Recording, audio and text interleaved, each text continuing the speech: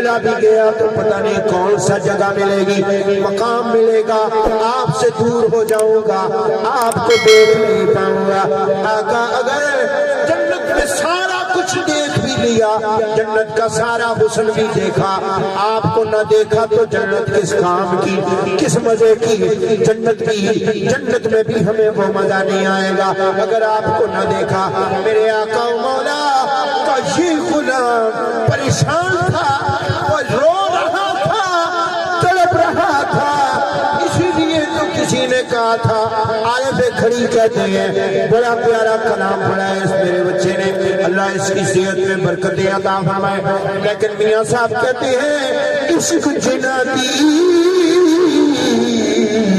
او ہڈی رچیا،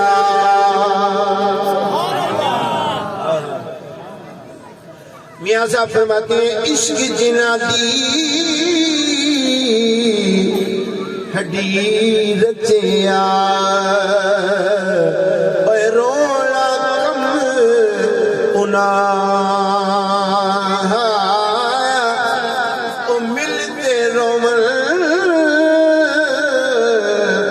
تے وچھڑن رومن تے نالے رومن ٹر دیا راہ۔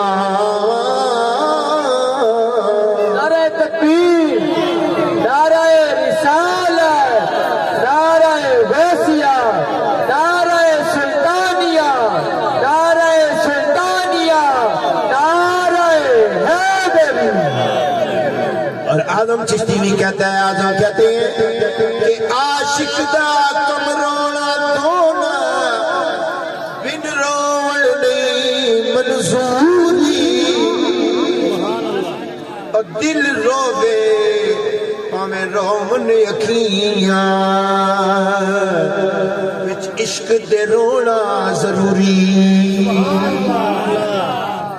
تے کئی دنوں دید دی خاطر نلے کئیوں دن وچ حضوری، آزم عشق چ رونا پیدا بھاویں مسل ہوئے یا دوری۔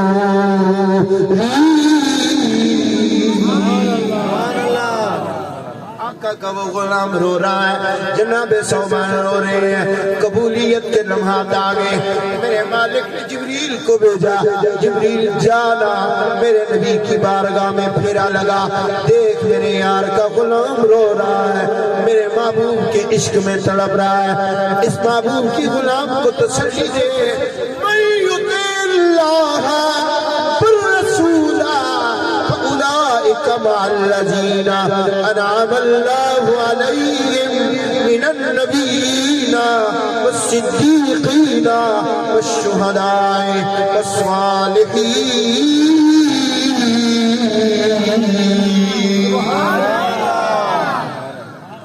جبریل جا کے تسلی دے، اس محبوب کے غلام کو کہے نہیں نہیں، محبوب کی غلام پریشان ہونے کی ضرورت نہیں ہے، جدھر جدھر کملی والا جائے گا تو ساتھ جائے گا، فرق یہ ہوگا کملی والے جس مقام میں ہوں گے، کملی والا امام بن کے رہے گا، تو اس جگہ پہ اس مقام پہ میرے نبی کا غلام بن کے رہے گا۔ اس واسطے کہتے ہیں نا کہ جو سرکار کی محبت ہے، سرکار کیا یہ جو عشق دیا ہے جی، یہ اپنے دامن میں جلال ہو، دولت عشق نبی دامن میں سنبھالو لوگو، یہ خزانہ ہے لٹیروں سے بچا لو لوگو، اور عشق سرکار میں جو جا سے گزر جاتے ہیں، یہ حقیقت ہے وہی لوگ سنور جاتے ہیں، اور یہ نہ پوچھو کہ وہ آئیں گے تو بیٹھیں گے کہاں، ارے وہ تو خوشبو کی طرح دل میں اتر جاتے ہیں۔ اس لیے آقا آؤ اپنے دلوں کو پاک کریں، میرے نبی پاک صلی اللہ علیہ وسلم کی گفتگو آقا فرماتی ہیں، فرمایا جس وقت کوئی چاہتا ہے نا اس کا دل پاک ہو، تو فرمایا طریقہ میں بتاتا ہوں، امتیو تم عمل کر لو، رب تمہارے دل پاک کر دے۔ یا رسول اللہ کیا؟ فرمایا سب سے پہلے یہ ہے علیکم بذکر اللہ، اللہ کا ذکر کر، اللہ کا ذکر کیا، ذکر سے دل پاک ہو۔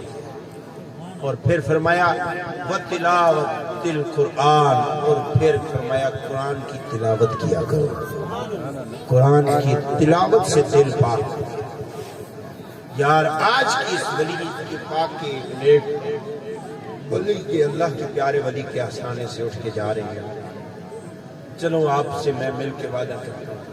آقا فرماتی ہیں اگر 2 آیتیں پڑھ سکتے ہو نا تو یاد رکھو قیامت کے دن اونٹ سے لدی ہوئی جو لدی ہوئی سامان سے، ساز و سامان سے، غلے سے لدی ہوئی، جس طرح اس شخص کو مل جائے اونٹنیاں جس کا سامان گم ہوا ہو، اور اونٹنیاں جب گم ہوئی تھی تو خالی تھی، اور جب دوبارہ ملے تو لدی ہوئی ہو، تو وہ کتنا خوش ہوگا۔ فرمایا قیامت کے دن قرآن کی 2 آیتیں پڑھنے کا اگر ثواب مل گیا نا وہ اس سے زیادہ خوش ہو۔ تو 2 آیتیں روز پڑھ لیں، 3 آیتیں روز پڑھ لیں، 3 کا عدد طاق کا ہے، 3 آیتیں روز پڑھ لیں۔ کوشش کریں جنہیں ترجمہ آتا ہے وہ ترجمے کے ساتھ پڑھ لیں، تو انشاءاللہ العزیز مزے کو مزہ آ جائے گا۔ قرآن کو دیکھنا بھی ثواب، قرآن کو چھونا بھی ثواب۔ حضرت بشر رافی اللہ کے ولی جو تھے نا، جس وقت آپ پہلے شراب کے نشے میں مست رہا کرتے تھے، اسی نشے میں مست تھے کہ ایک روز جا رہے تھے، راستے میں دیکھا کہ ایک کاغذ پڑا ہوا ہے، اٹھایا تو کیا دیکھا اس پہ بسم اللہ لکھی ہوئی ہے۔